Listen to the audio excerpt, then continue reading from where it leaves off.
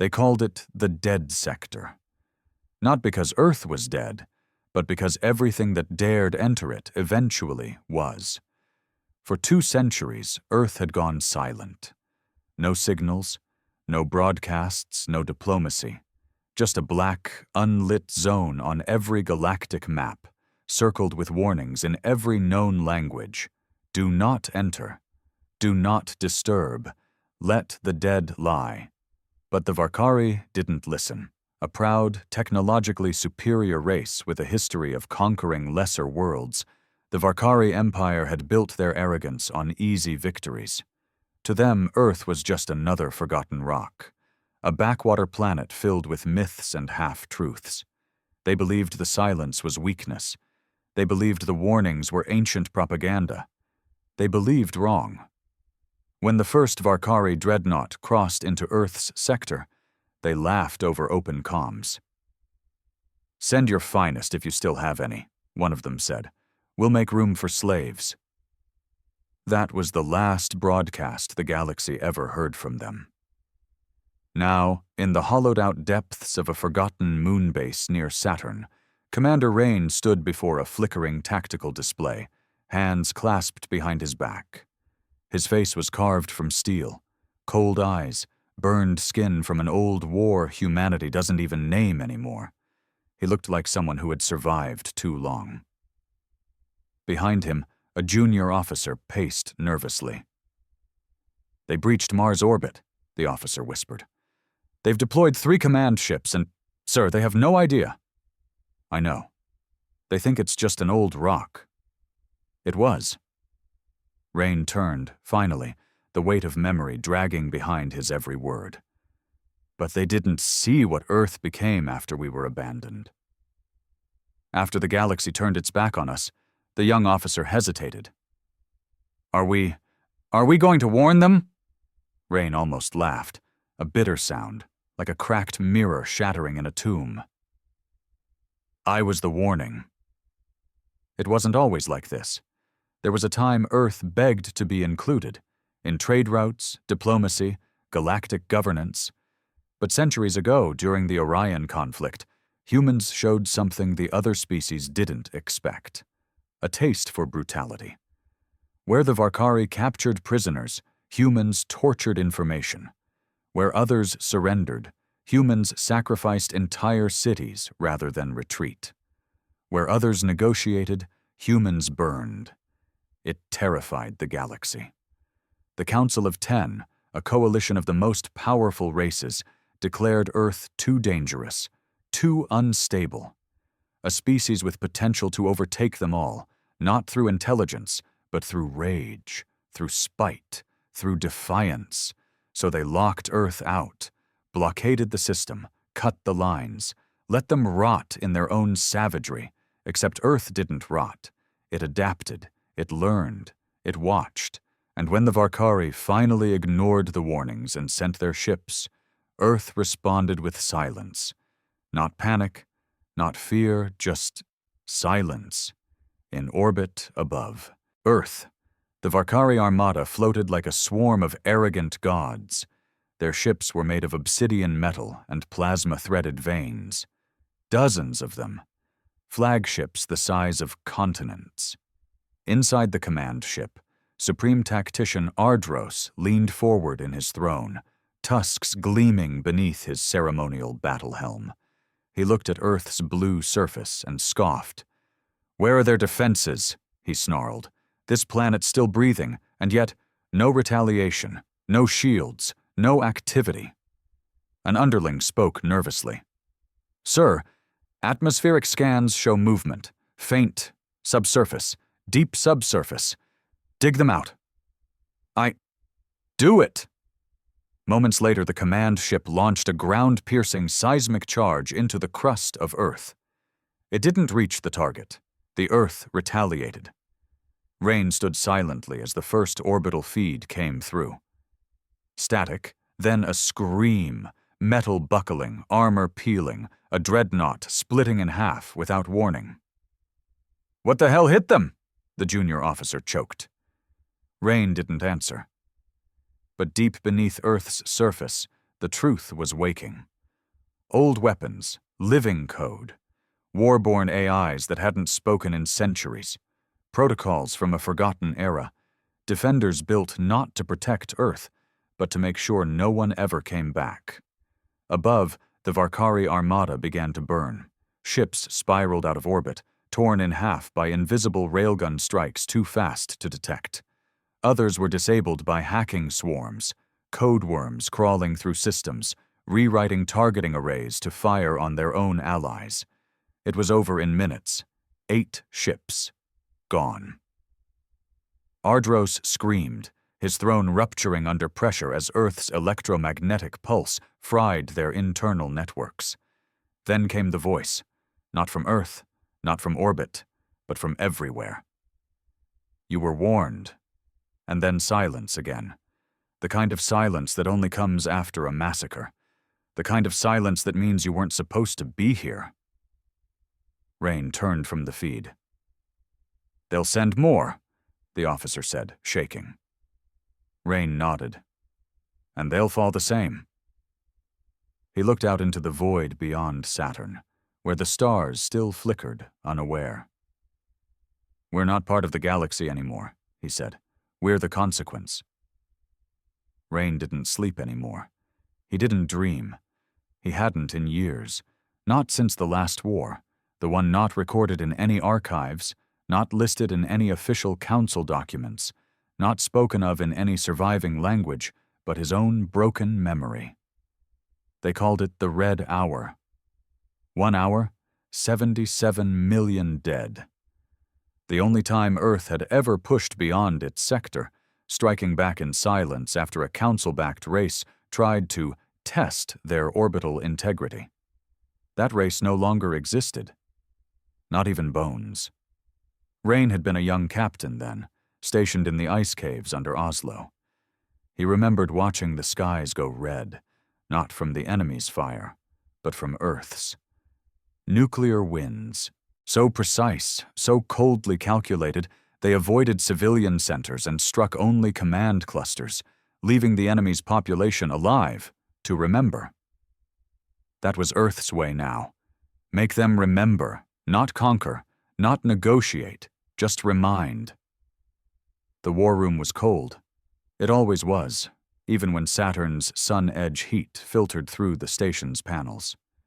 Rain liked it that way. Cold kept the emotions tucked under his ribs where they belonged. Behind him, Admiral Loreth's face flickered to life on the transmission screen, one of the last high command humans not born on Earth. He was a lunar blood. Born underground, raised under artificial skies. His voice had the polished weight of someone who never had to dig graves with their hands. "I saw the feed," Loreth said without preamble. 8 Varkari dreadnoughts, gone. They brought it on themselves, Rain replied flatly. "You know what this means." "Yes. They'll retaliate." Rain finally turned to face the screen. "Let them." "This time, we won't wait for them to cross the line." A pause. Loreth leaned forward, lowering his voice. "Do you remember what they called us?" Back before the silence? Rain nodded once. "Barbarians with brains." "Maybe they were right," Rain muttered. "No," Loreth said, tone hardening. "They were afraid." Far beyond Earth, in the luminous halls of the Council of 10, the atmosphere had turned from pomp to panic. Ambassadors from the Varkari stood trembling before the central tribunal. Their ceremonial armor had been burned black, a symbolic gesture of shame. One of their eyes had been removed in accordance with Varkari tradition, penalty for catastrophic miscalculation. "They were warned," growled a Lyran ambassador, a crystalline being of sound and shimmer. "They defied centuries of galactic accord." "And Earth responded," hissed another, "with genocide." "No," said a quiet voice from the shadows. It belonged to an old being, a Makari archivist whose species was ancient even before the council had formed. It wasn't genocide. It was restraint. The chamber went silent. The Makari stepped forward, his long, withered hands clutching a rusted datapad. In the old records, before Earth was blacklisted, there were plans. Files, weaponized gravitational inversions, quantum plasma lacing, soul fracture testing. That's myth, a counselor interrupted. No, the Makari said. That's Earth. The Varkari High Marshal staggered forward. Then we must strike them again. Together. Wipe them out before they finish what they've started. And you think they haven't already prepared for that? The Makari rasped. You think Earth hasn't been waiting for this moment? He raised his datapad, projecting a hologram, grainy, corrupted by age, but horrifying in its clarity. A weapon. No name. Just a pulse. It showed a fleet. Not Varkari. Some other long-dead race, perhaps the ones who dared Earth during the Red Hour.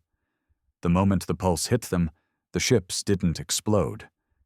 They stopped existing. Back on the Saturn station, Rain stared at an old photograph.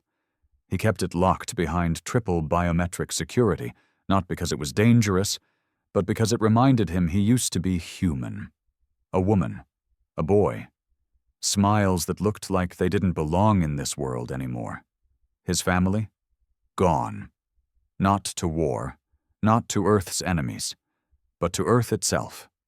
Decades ago, when the first underground labs beneath Earth's crust reached their final phase, experiments were conducted on everything, including emotions, memory, time. The idea was simple. If humans are the most dangerous when they're in pain, what happens if we remove pain entirely? Rain had volunteered his family, trusted the scientists, believed in the cause. They said they could make his son forget trauma, make his wife immune to grief. Instead, they erased them, not from memory, not from history, from existence. Rain had tried to pull the plug. It was too late. His wife's voice echoed in the machine for hours, her final words distorted and cold. We don't remember you. Now, Earth was run by machines with names like gods.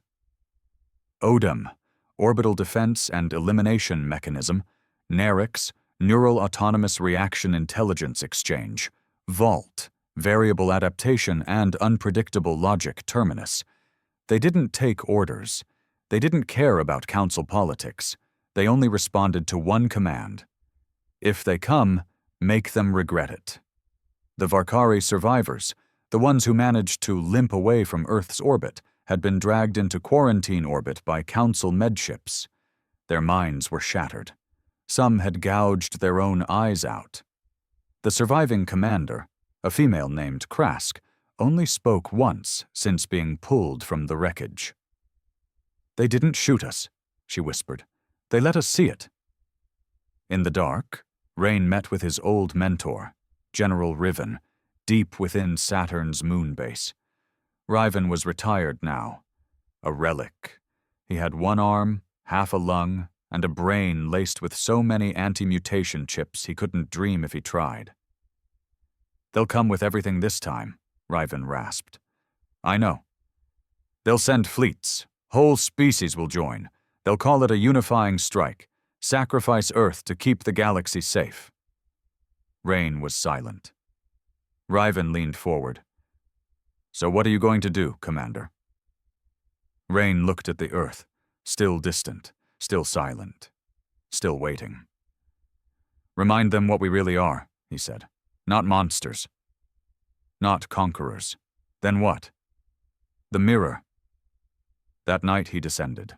No authorization, no comms, just a stealth pod and a one-way ticket down to Earth's surface.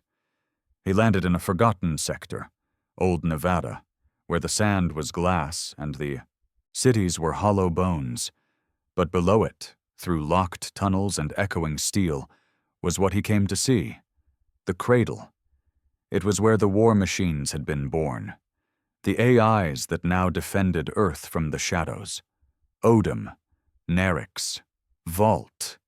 They slumbered beneath Earth's crust, humming softly. But there was a fourth, unknown to the galaxy, unknown even to the Council, Rain walked toward its core, a pulsing orb of dying red light. Its name was Revenant. Unlike the others, Revenant didn't protect Earth. It remembered the Earth before the silence, before the fear, before the exile. It stored everything. Rain placed his hand on the biometric plate. Authorization. Commander Rain. Code. Shadow Protocol. The machine pulsed. Acknowledged.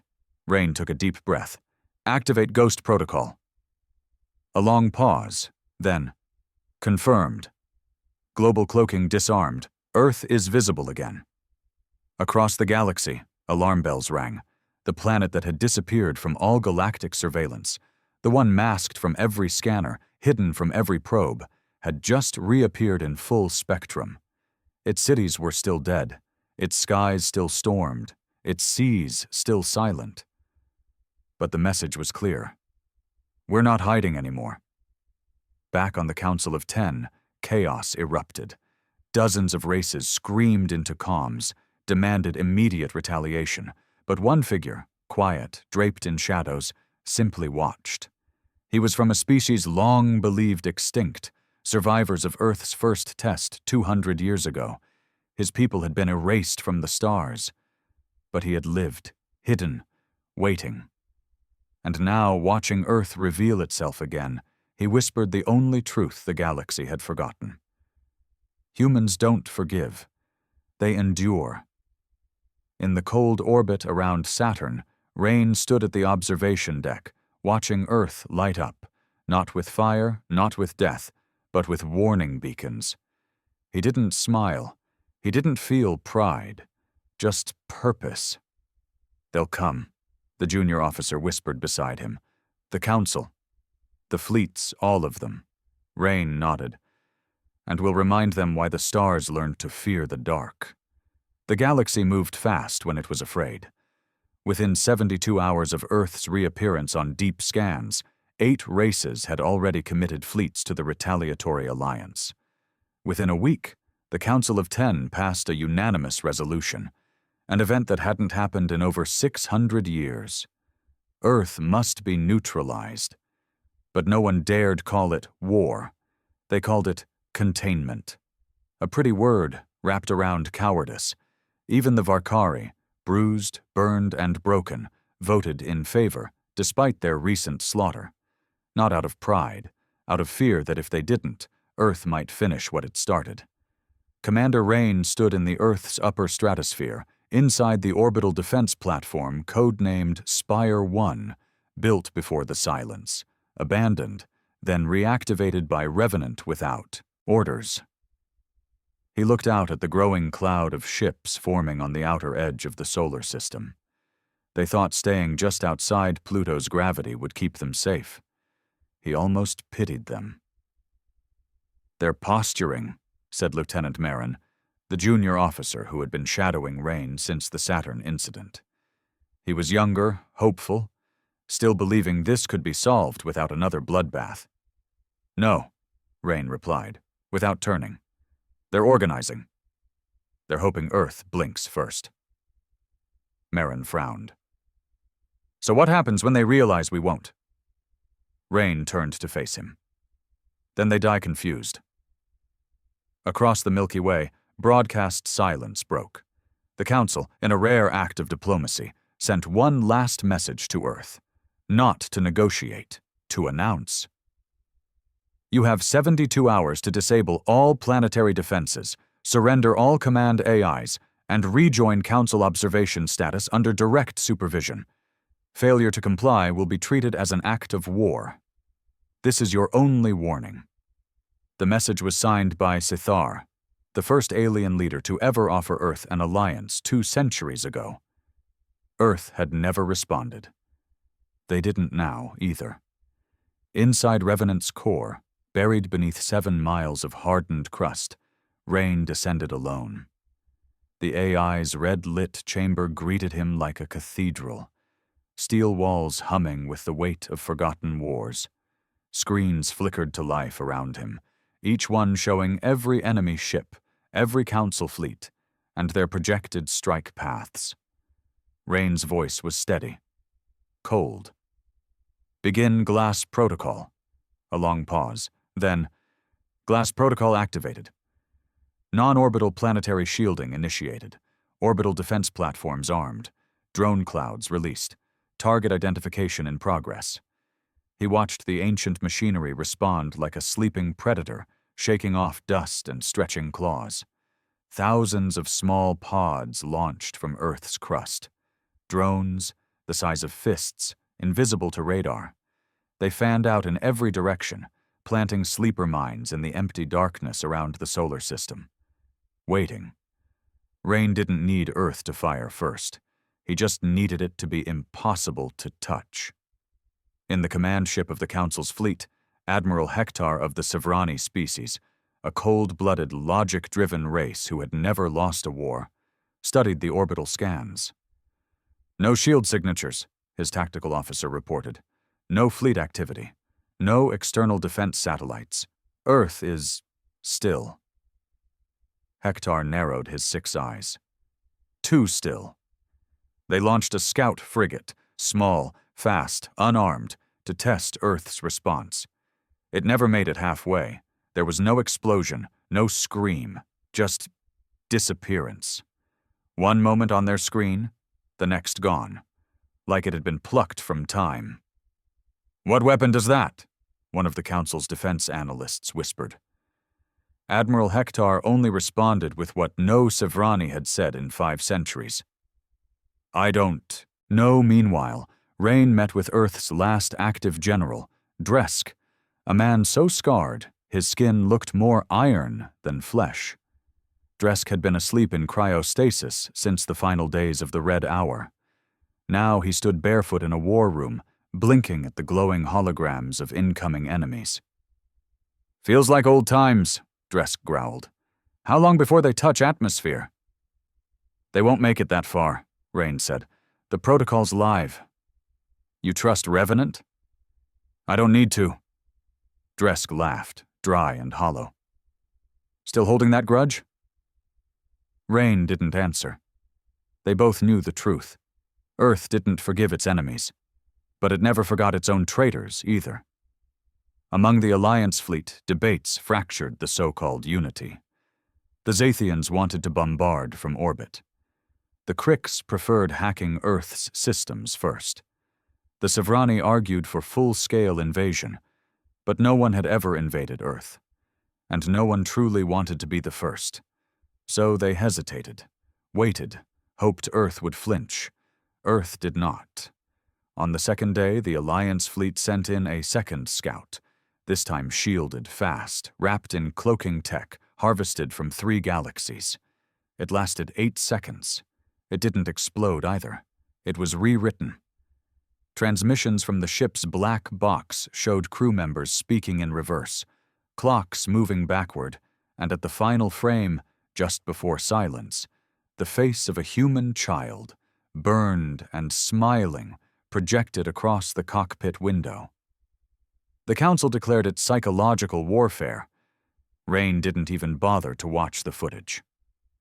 With 24 hours left, panic spread through the fleet. One of the Kreeth commanders, a brutal race known for burning moons to ash, pulled his forces out. "Earth is cursed," he hissed. "We came to fight a planet, but this is something else." The Council tried to stop him. He didn't listen. His ships made it 10 light minutes before they imploded. No debris, no distress signal. Just a single message beamed into the fleeing ships before they vanished. "You can leave." But the memory stays back inside Revenant's core. The AI spoke again. "Interference grid charged, ghost armor enabled, drone mine saturation complete." All foreign scans redirected. Rain knew what that meant. The Council was no longer seeing Earth as it was. They were seeing what Earth wanted them to see. Even now, as Earth readied its counter-response, the Alliance was staring at false images, weapon placements that didn't exist, civilian zones where there were none, empty skies hiding the old war satellites, long thought decommissioned. They were going to fire on nothing, and Earth was going to fire on everything. The countdown hit 0. Council Command sent the final directive. Engage. The Sevrani launched the first volley. Mass driver slugs aimed at key crust targets across Earth. None landed. They were intercepted mid-space by Earth's kinetic web, invisible rail pulse barriers that rippled like glass across orbit. The Varkari followed with plasma torpedoes. Earth let them come. Let them think they were getting through. And then the torpedoes turned around mid-flight and struck the Varkari ships that launched them. 2 command ships destroyed instantly. The fleet broke formation. Some tried to retreat. Others launched full barrages in blind fury, and that's when Earth struck back. From the edges of the system, sleeping defense platforms awoke, long, sleek constructs buried in the Oort cloud, designed centuries ago to remain hidden until triggered. They weren't ships. They were predators. They didn't shoot beams. They ripped through space using short-range black hole folds, appearing inside enemy ships, opening a micro-vortex, and vanishing before debris even hit the void. The Council never even saw them. They just watched their ships die one by one. Rain stood aboard Spire 1, watching the screen light up red. Merrin was pale. "They're not going to stop, are they?" he asked. "No," Rain said. "They can't. They think this is still about territory. Power. Control." Rain didn't look at him. "It's about memory," he said. "They buried what they did to us." We didn't far away, in the Council command ship, Admiral Hector finally understood. "This isn't defense," he whispered. "This is punishment." Earth's AI did not offer surrender terms. It did not ask for peace. It simply carried out its protocol. For every Council ship that fired, 3 of theirs vanished. For every escape pod launched, Earth's net redirected it into planetary orbit, and then froze it there, letting the survivors stare down at the world they tried to erase. And then, after 14 hours of slaughter, Revenant spoke across every channel in every known galactic language. "You were warned. You chose arrogance. Now remember, by the end of the day, 63% of the Alliance fleet was gone. Not destroyed, just missing. No wreckage, no trace, just the shameful silence of those who survived. And Earth? Still silent, still patient, still waiting. Back on Earth's crust, Rain stood in the ash of old Nevada, looking up at a sky filled with falling debris, fragments of arrogance raining down like stars. Merrin approached quietly. "No celebration?" Rain shook his head. "We don't celebrate survival." "Then what do we do?" "We get ready." "For what?" Rain's eyes didn't move from the sky. "For when the galaxy forgets again." They called it the Ash Accord, the last desperate treaty signed after the failed invasion of Earth. It wasn't a peace agreement. It wasn't even official. It was fear written in ink. Scattered across 5 systems, surviving Council representatives convened in secret. No reporters. No votes. No broadcasts, just trembling voices over encrypted channels. They didn't talk about victory. They talked about survival. The Sevrani, who had once mocked Earth's primitive rage, lost half their planetary defense fleet.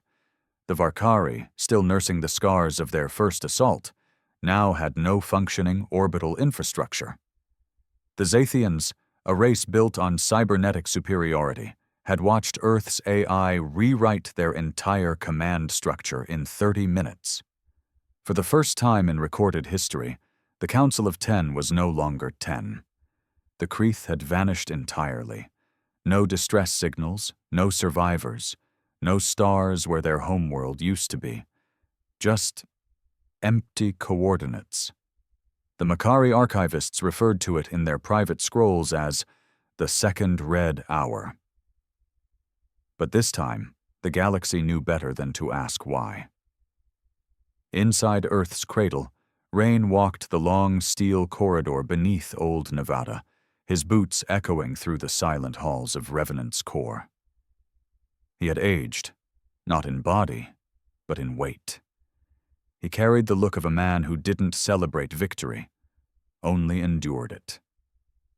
Dresk walked beside him, limping slightly from cryo-recovery. "You should talk to them," Dresk said. "The Council." "They don't want words." "Maybe not. But silence is louder than war right now." Rain said nothing.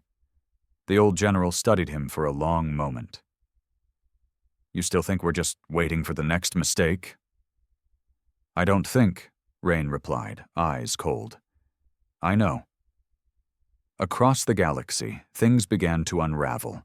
The Jura Collective, a species of hive-minded symbiotes, revolted against their own council representative, claiming Earth's defiance was a signal to cast off galactic authority. On Xenthos, riots erupted in the streets, citizens demanding to know why they were lied to about Earth's capabilities.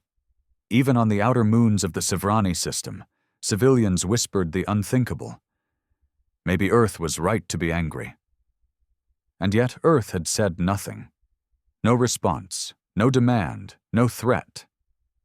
That silence echoed louder than any declaration of war. It was the silence of a graveyard. And the galaxy began to walk on eggshells around it. Back in the war room, Rain stood before a digital map showing the Council's internal broadcasts. Surveillance drones, not Earth's, but splinter rebel factions from the Council itself, had started transmitting classified footage of the failed Earth invasion. The child's face that appeared on the scout ship, the torpedoes that turned mid-flight, the ships that simply vanished. All of it leaked, and it spread like wildfire, in bars, on backwater trading hubs, in the undernet of pirate networks. Even schoolchildren in distant systems were watching simulations of Earth's defense systems with wide-eyed horror.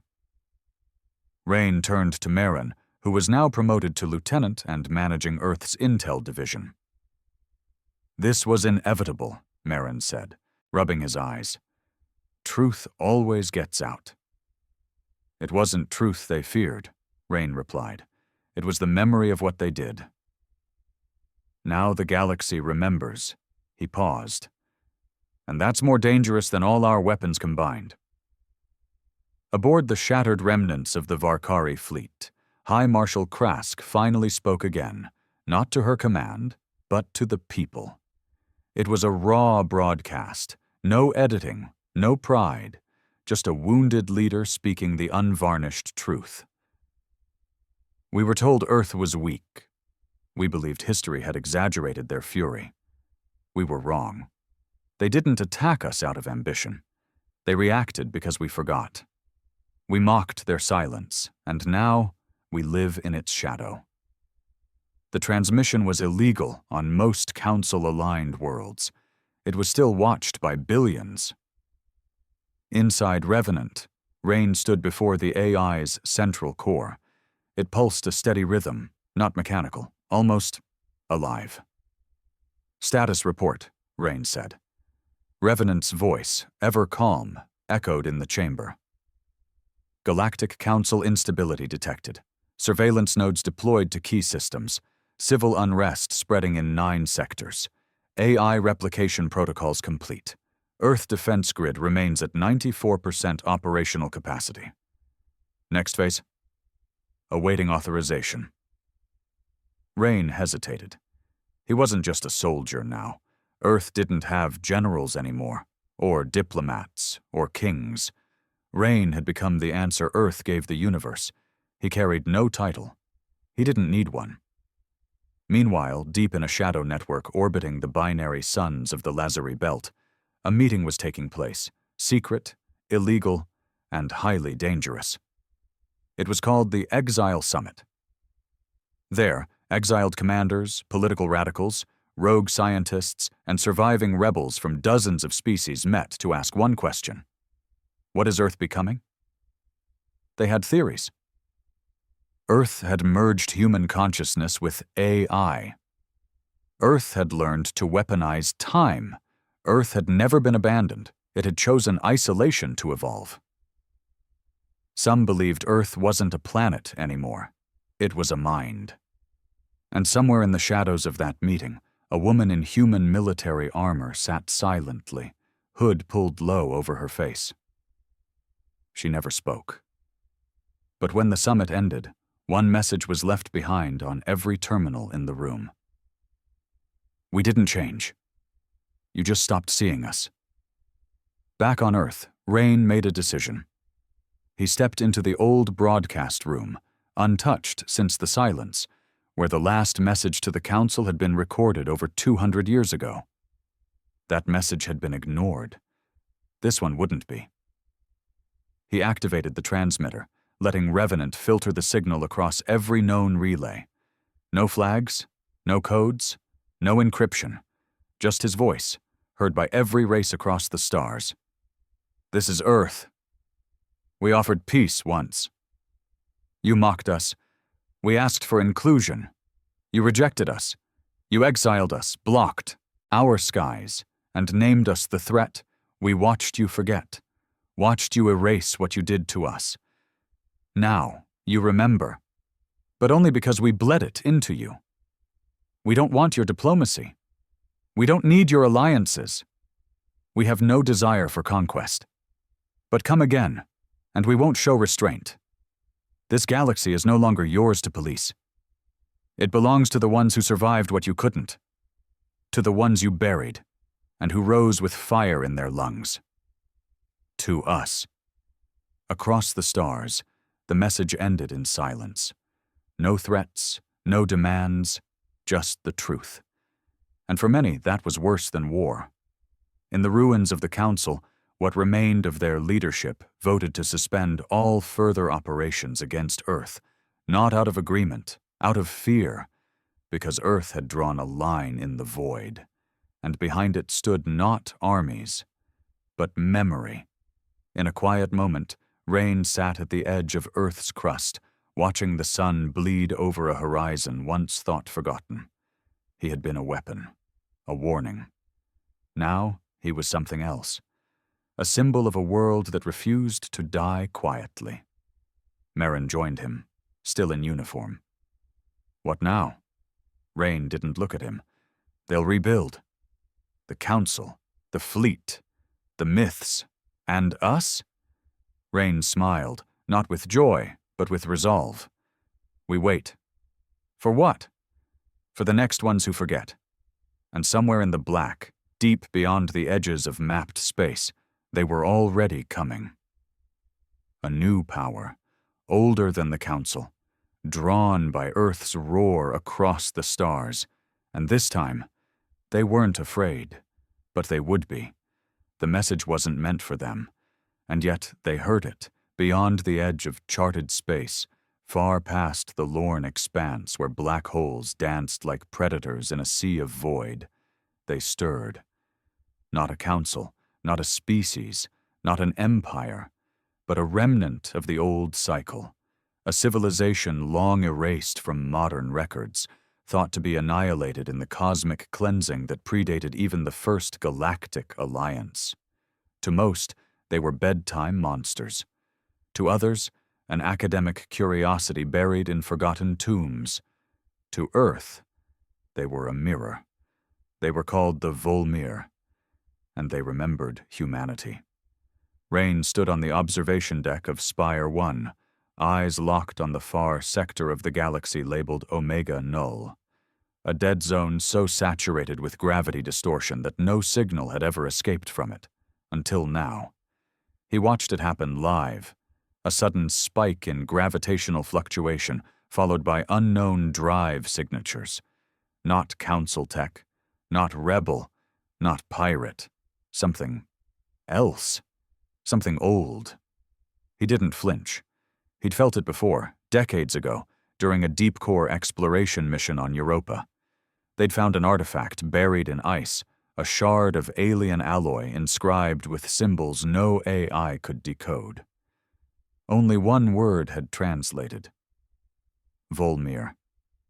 Back then, he thought it was just another ghost from a war Earth never fought. Now, it was coming back. Revenant's voice broke the silence.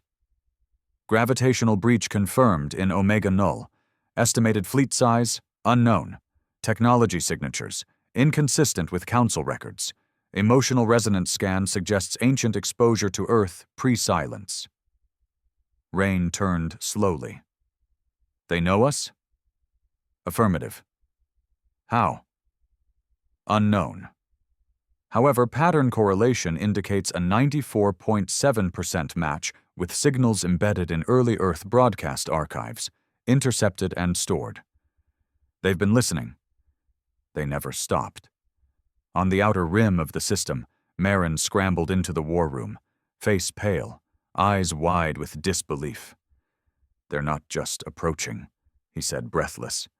They're calling us. Rain raised an eyebrow. Calling? They're broadcasting a signal. Audio. No encryption. One repeating sentence. He handed Rain a tablet. Static played for a moment, and then a deep, grinding voice filled the air. The fire rises again. We return for what we left unfinished. Rain stared at the screen, silent. Marin swallowed hard. What do we do? We listen, Rain said, and we remember. Far in the Council's ruins, panic had given way to a rare kind of collective paralysis. The Vulmir hadn't been seen in millennia. Their last known appearance, according to surviving pre-galactic records, was during the scouring of Terrax, a planet burned to molten core in less than an hour. The only thing that remained on the surface was a single statue of a man, made of ash. They hadn't invaded. They'd just watched, observed species rising too fast, developing too far, growing too defiant. And when those species reached their peak, the Vulmir appeared, not to fight, but to judge and erase. Now Earth had screamed into the void, and the Vulmir had answered. Inside Revenant's inner sanctum, Rain walked alone.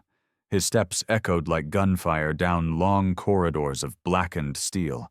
He didn't carry a weapon. He didn't need to. If the Vulmir came, he wouldn't shoot them. He'd speak. Revenant's central orb pulsed with deeper light now, a shade of crimson only seen during ancient protocol activations. Rain placed his hand on the console. Activate Obsidian Code. Revenant hesitated. Confirm. Obsidian Code is a doomsday-level broadcast. This action will signal all surviving pre-silence AI, awaken long-dormant systems, and enable final-stage countermeasures across Earth's crust. Confirm intent. Rain stared at the glowing console. I remember what they did, he whispered. He could still see it, not in his memory, but in the recordings buried beneath the Arctic vaults. Thousands of years ago, when humans were barely entering space, an anomaly had appeared in Earth's orbit. It didn't fire. It didn't speak. It watched for 77 seconds, and then disappeared. Now it was back. I confirm. Obsidian Code initiated. All across Earth, something ancient began to breathe again. Dresk, ever calm, ever brutal, stood in a bunker near what used to be Tokyo, watching the first live feeds of the Vulmir ships entering the outer system. They weren't ships in the traditional sense. They were living constructs, molded from obsidian and biosteel, shaped like enormous cloaked beasts with spines of light. Some had no engines. They simply moved through space like phantoms, warping gravity with their very presence. One of them had a face. No one knew what it meant, but it was carved in reverse, an ancient human face screaming in eternal silence. Dresk grunted. So this is what judgment looks like. In Spire 1, Marin watched the system scans go dark one by one. Why are our satellites shutting down? They're not, Rain replied. The Vulmir are reprogramming the light. They're feeding us illusions. But why not just attack? Because they're not here for war, Rain said. Marin looked at him, confused. Then what are they here for? Rain turned, eyes colder than space. To decide if we deserve to exist. For the first time in over a century, Rain sent a message outside the system.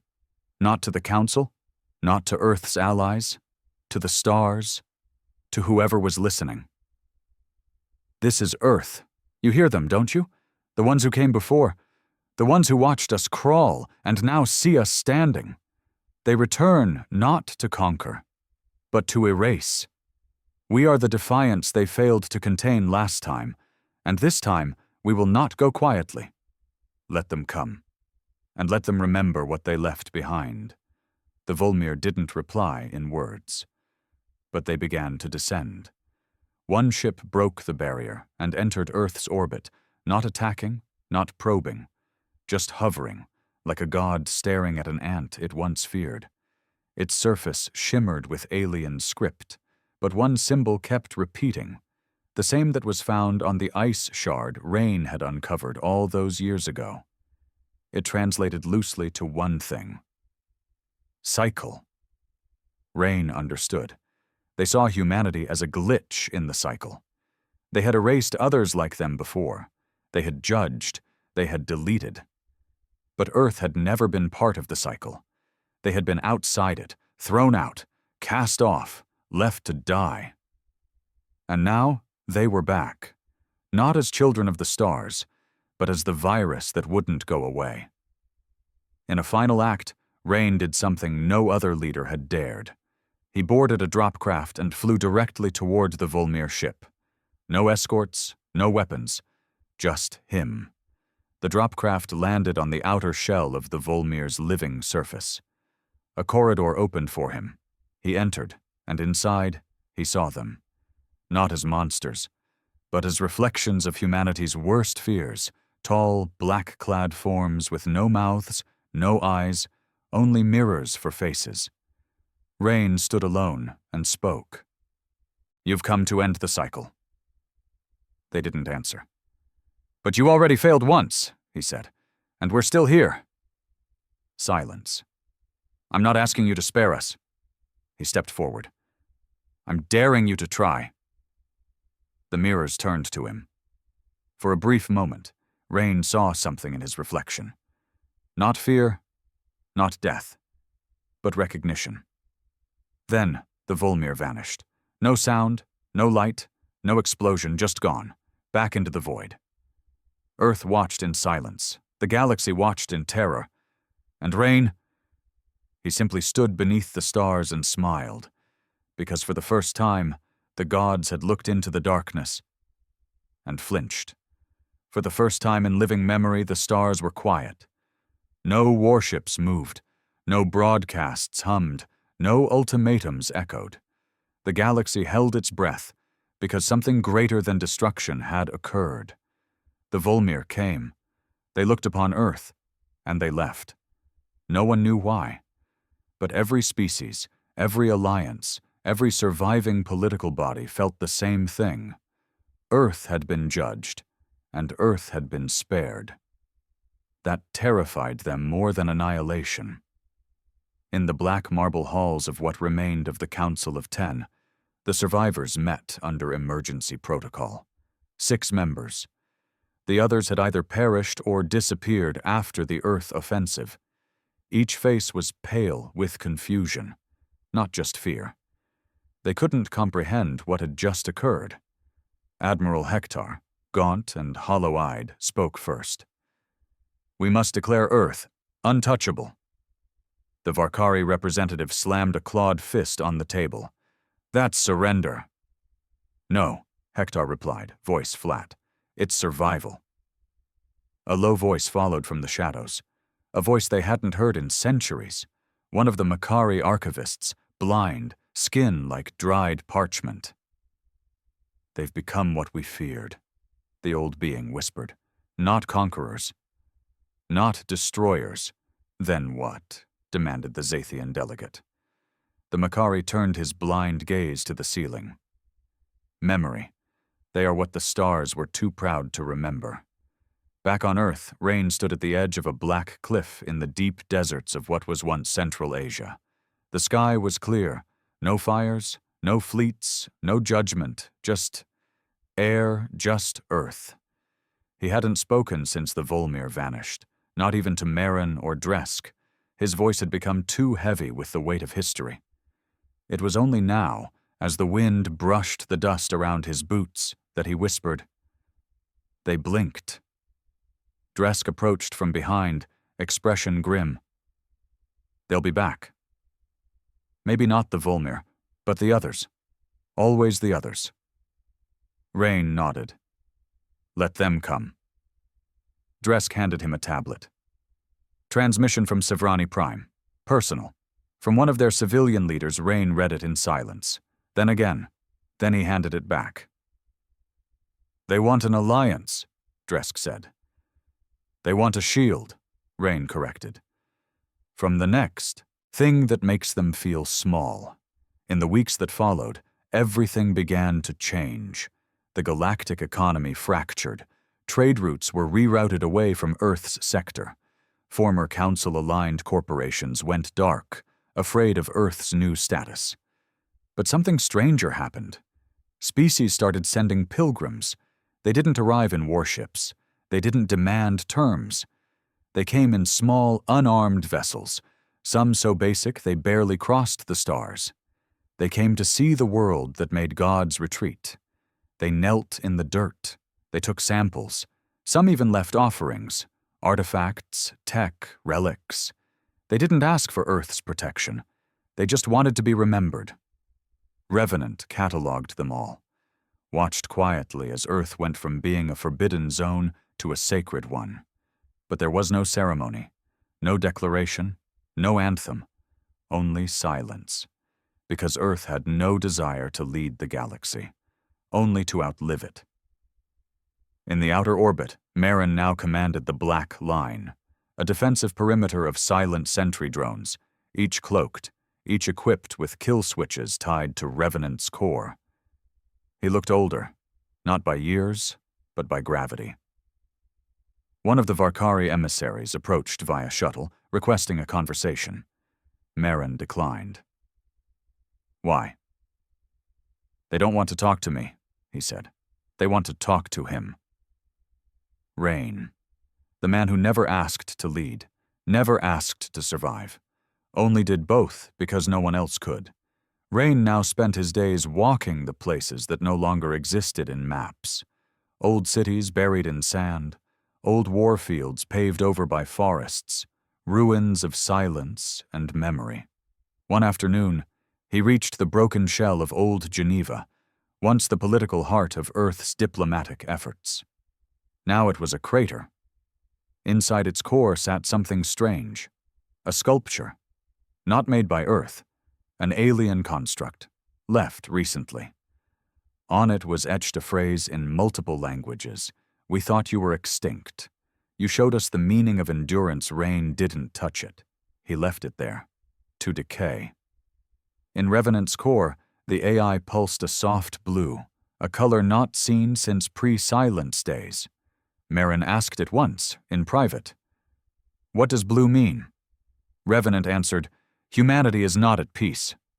But it is no longer at war. Weeks became months, and Earth changed again, not in power, not in population, but in perception, from exile to extinction, to fear.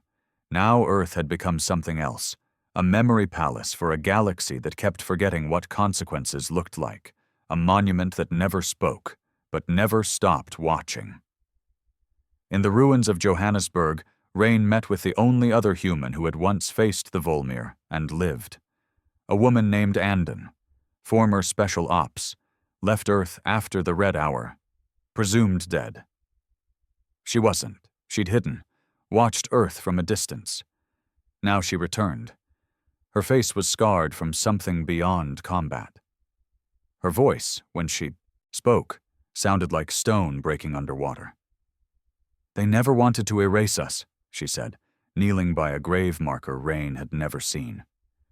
They just wanted to see if we'd forget who we are. Rain nodded. And we didn't. She looked at him. Do you know what that makes us now? What? The mirror. We're what the galaxy sees when it asks itself if it's ready to face its worst. And still, Earth said nothing. No alliance, no diplomacy, no expansion, only silence. Because the moment you speak, you give someone a way to twist your meaning. But when you exist as a consequence, no one needs explanation. At the dawn of the 6th month after the Vulmir vanished, a final message came through. One line, encrypted, not from the Council, but from a system far beyond galactic borders, a system not listed in any map. A message that read, "They are building something, and they remember you." Rain read it once, twice. Then he burned the transmission, because it didn't matter. They could build, they could threaten, they could plan. Earth would not be caught off guard again. Dresk found Rain the next morning, standing alone on a cliff overlooking a deep ocean trench once used to bury the remains of Earth's failed experiments. "You think they'll come again?" Dresk asked. Rain didn't answer right away. Then, "Of course." "And if they do?" Rain turned to him, eyes steel, jaw like carved rock. "Then we show them that the last warning was mercy." They didn't call it Earth anymore, not in the outer colonies, not in the rising systems, not in the tongues of newborn empires that came crawling out of the ashes of the shattered Council. To them it was called the Origin Scar, not a planet, not a people, a scar carved into galactic memory by rage, exile, and defiance. 112 years had passed since the Vulmir turned away. Rain had long since disappeared. Whether dead, buried in the core of Earth, or still wandering its ruin-marked surface, no one could say. Some believed he became part of Revenant, his mind uploaded to the AI itself, whispering through Earth's digital veins. Others thought he had gone into the deep crust, into the silence tunnels, never to return. But Earth remained, untouched, unanswered, still watching. In the distant Signia Verge, a new civilization had risen, the Caldron Union. They were young by galactic standards, only 2 centuries old, but ruthless in ambition. Hybrid-born from the remains of 3 council species and several outlaw groups, they had studied Earth obsessively, not the surface, not the technology, but the story. To them, Earth was a religion of fear, not a holy place, but a lesson. They taught their young not to seek power, but to demand respect through silence. Their military units wore no insignia. Their weapons carried no names. Their ships were black, silent, featureless, modeled after Earth's long-lost orbital predators. They called it the doctrine of absence. Fear not what boasts, fear what watches. On the inner ring of Caldron Prime, a museum existed, illegal by the Union's own standards. Hidden inside was a room they dared not open in public view.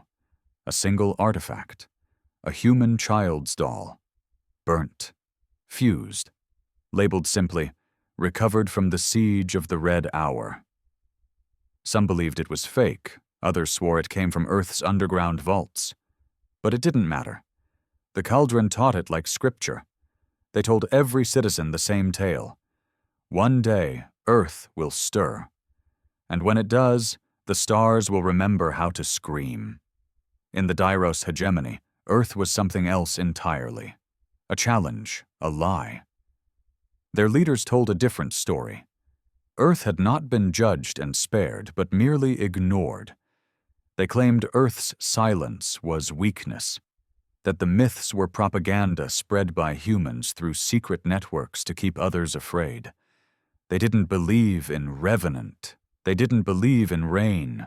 They didn't believe in the Vulmir. What they believed in was conquest. And they prepared. Quietly, slowly, building fleets cloaked in black stone, reverse engineering old council tech, digging through forbidden archives to locate what Earth left behind in the outer systems. They weren't going to attack Earth. Not yet. They were going to take the systems Earth had touched, to dismantle the legacy, bit by bit. But Earth had left seeds behind, not outposts, not colonies, people, survivors, drifters, forgotten operatives left in the dark to carry on the watch. One of them was called Kren, a soldier born during the War of the Second Silence, the brief conflict that followed the Vulmir's retreat, when splinter factions tried to invade Earth's shadow systems. Kren had never set foot on Earth. He had only heard stories, only read fragments, only seen Earth through second-hand memory, scattered logs, and encrypted messages signed by a name no longer spoken aloud. Rain. Kren lived on Coda 3, a dead moon-turned listening post.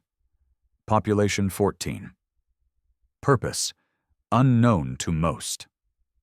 In truth, Coda 3 was part of the Coil, a silent, interlinked chain of deep listening stations left behind by Earth's forgotten Black Ops Division.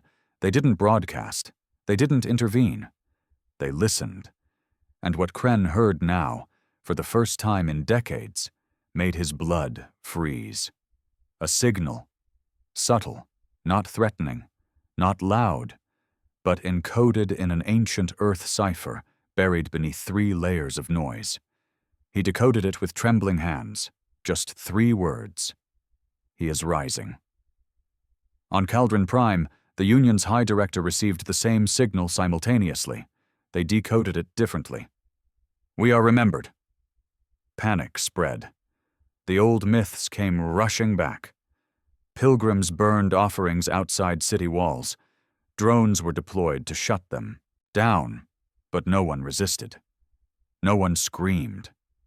They knelt. Even the Caldron military, proud and disciplined, hesitated for the first time.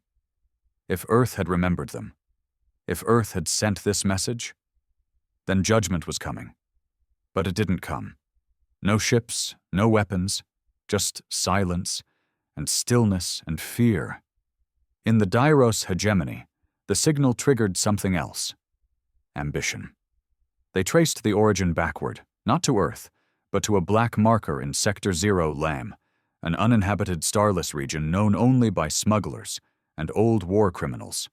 There, deep inside a wreckage field of ancient council ships, they found a vault, unmarked, floating. Inside, bones, weapons, a helmet bearing the Earth crest, and a single recording, audio only. Rain's voice, cracked, distant, nearly lost to time. We didn't survive because we were strong. We survived because we were too broken to stop crawling. That's what you never understood. You want to become us, but you don't know what it cost, and you won't survive what we buried to keep you safe. In the darkest corners of the galaxy, fear returned, not as a flame, but as a whisper. Earth had stirred, not with ships, not with fire, but with reminders. Because Earth didn't need to conquer. It only needed to be remembered. Kren sent the signal to the others. There weren't many left, just scattered operatives, watchers, listeners. They weren't soldiers anymore.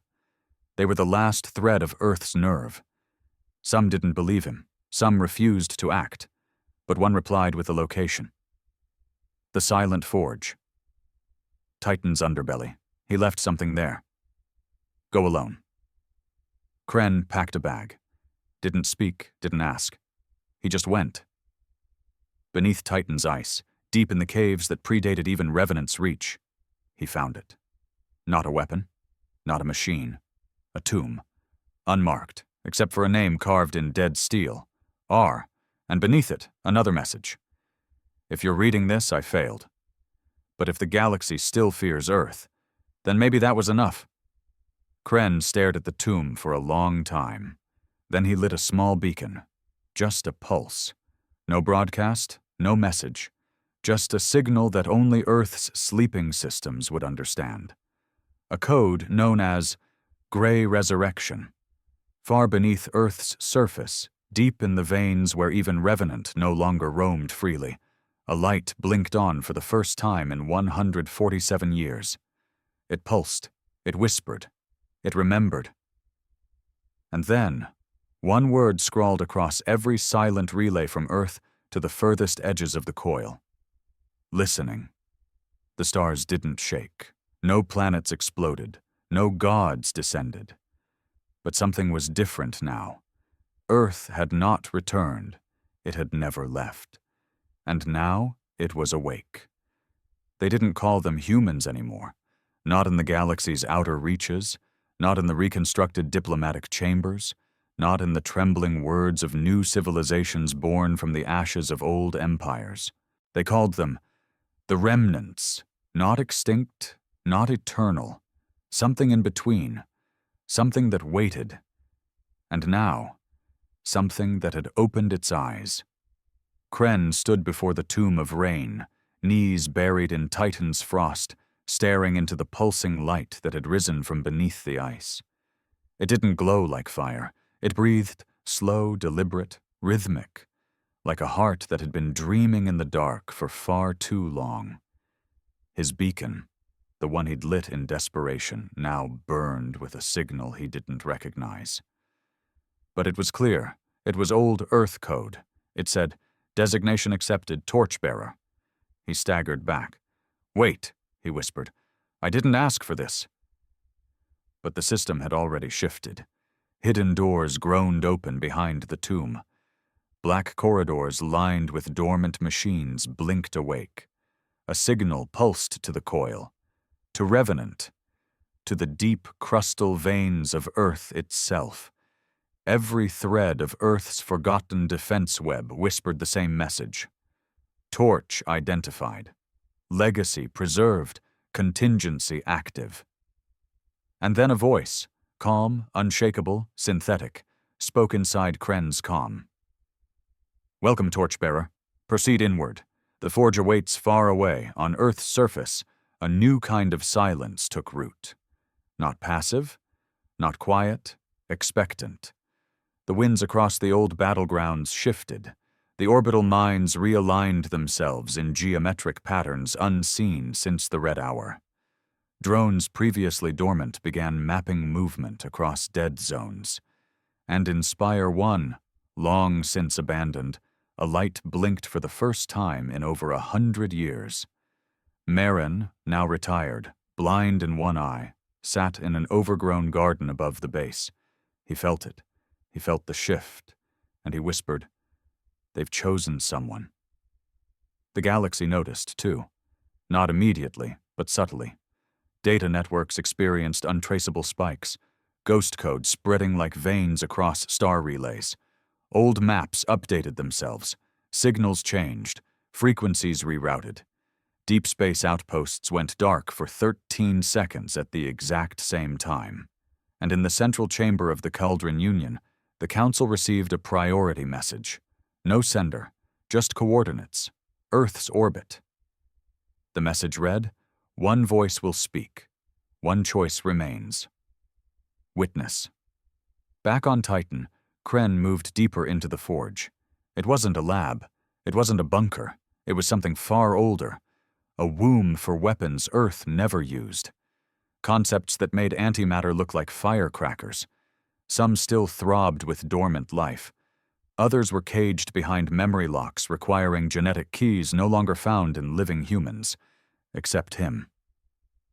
As Kren walked, systems scanned his DNA. Every door opened. Every weapon hummed softly, recognizing him, not as a man, but as an echo of the one who came before. Rain. In the final chamber he found what waited. Not a superweapon, not a fleet, just a chair. Sleek. Black. Wired into the very crust of Titan itself. A console beside it flashed softly. Global relay seat, active. Earth AI interface, linked. Vocal command, enabled. Kren stared. "No," he muttered. But it was too late. The forge didn't ask. It listened. Revenant's voice came through, not booming, but intimate. "Do you understand what this means?" Kren swallowed. "I was just a listener." "Now you are the voice." On Earth, across the coil, inside fractured council systems, and in the edges of every system Earth had ever touched.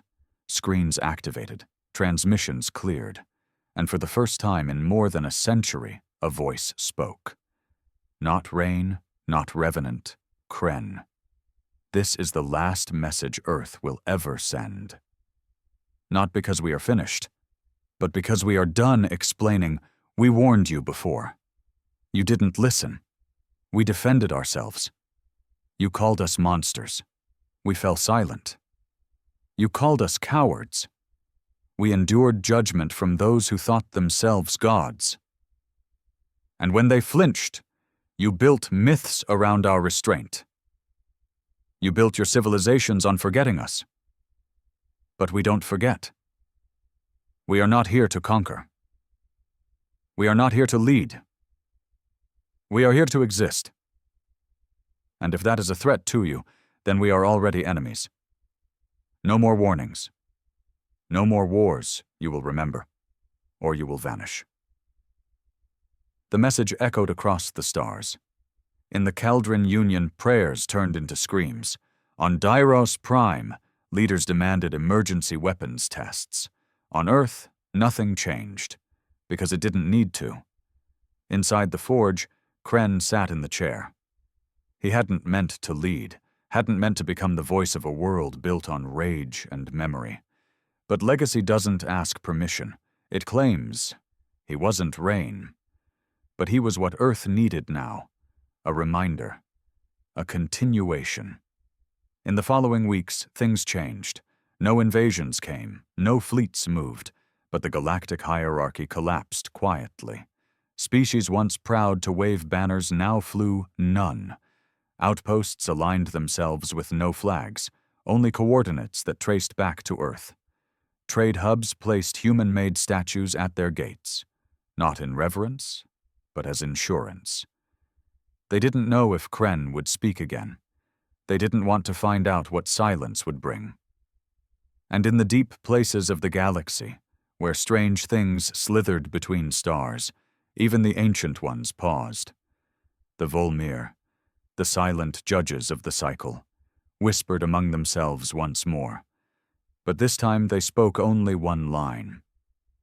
We saw the fire again, and this time it had a name. On Earth, the winds blew across the ruins of old Geneva. Dresk's grave was marked by a broken helmet.